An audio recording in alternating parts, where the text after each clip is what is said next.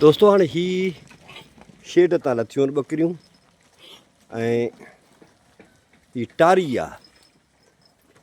इहो तमामु ज़रूरी आहे त सियारे में ॿकरियुनि खे बबुर जी ॿेरियुनि जी ऐं इन जी निम बि खाई वेंदियूं आहिनि ॿकरियूं।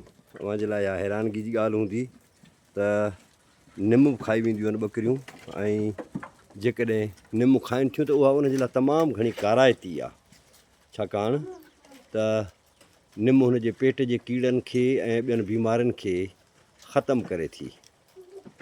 ऐं इहो तमामु ज़रूरी आहे त जॾहिं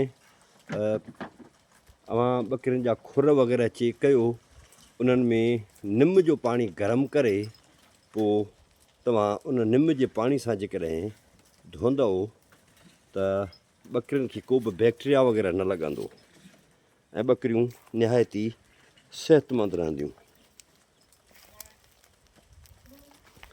हीअ मां ॾिसो पिया त वॾे शौक़ सां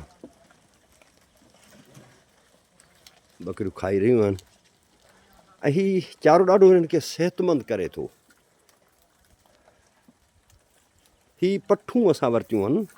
पठ वठण जो मक़सदु इहो आहे त जीअं कंहिं ॿकरी में को फॉल्ट हुजे या छा हुजे त घटि में घटि गोश्त में असीं उनखे विकिणी सघूं।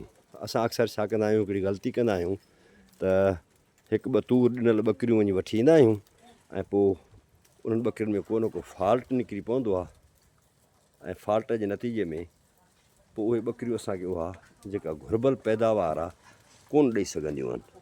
तंहिं करे इहो इंतिहाई ज़रूरी आहे त असां जवान पठूं वठूं तयारु थियल, जेके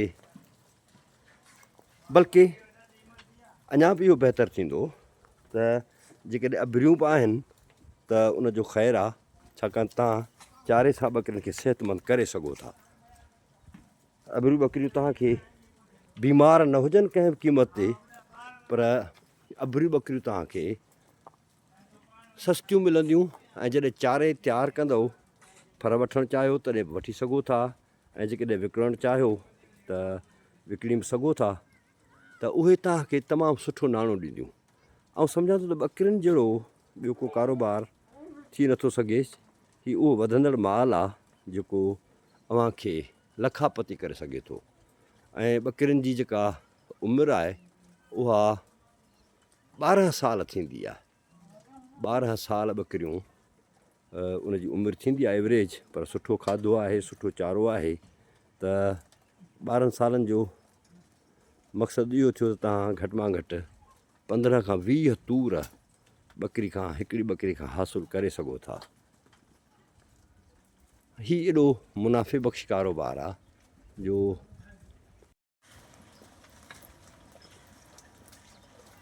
असांजो कंस्ट्रक्शन जो कमु परियां जारी आहे। ही हितां शेड खां ॿकरियूं लथियूं ऐं ही हिन जी वाड़ी आहे जेका तव्हां ॾिसी रहिया आहियो। ही वाड़ी में लथियूं।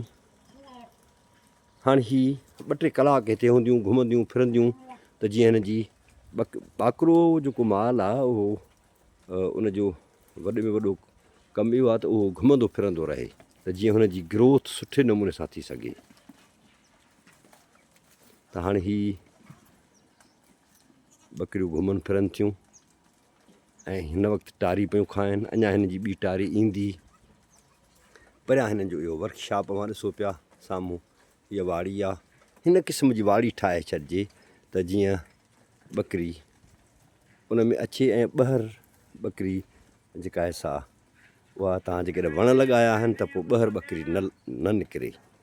ऐं कोशिशि करे हिननि जी वैक्सीनेशन ऐं वक़्त ते हिननि जो जेको आहे सो देखभाल, यानी बीमारियुनि खां बचाव। हींअर सियारो आहे त ॿकरियुनि में बीमारियूं तमामु घणियूं थींदियूं, त उनजे लाइ तमामु ज़रूरी आहे त ॿकरियुनि खे बीमारियुनि खां हर क़ीमत ते बचाइजे। दोस्तो ही जेको रूमी गोट फार्म चैनल आहे, इहो उनखे सब्सक्राइब कयो। असां अव्हांखे अॻु में बि गुज़ारिश करे चुका आहियूं त असां अव्हांखे ॿकरियुनि जी पालना जे सिलसिले में हर क़िस्म जी जेका बि मालूमात आहे उहा मालूमात बि ॾींदा रहंदासीं ऐं उन सां गॾोगॾु अॻिते हली असां ट्रेनिंग प्रोग्राम वग़ैरह बि रखंदासीं त जीअं माण्हू ॿकरियुनि जी पालना करे सुठो नाणो कमाए सघनि। बेरोज़गारी जो असां वटि वॾो मसइलो आहे।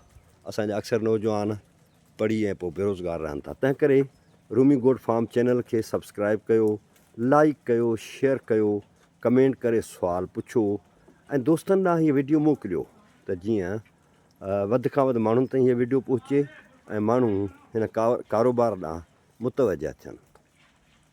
सदाईं ख़ुशि हुजो।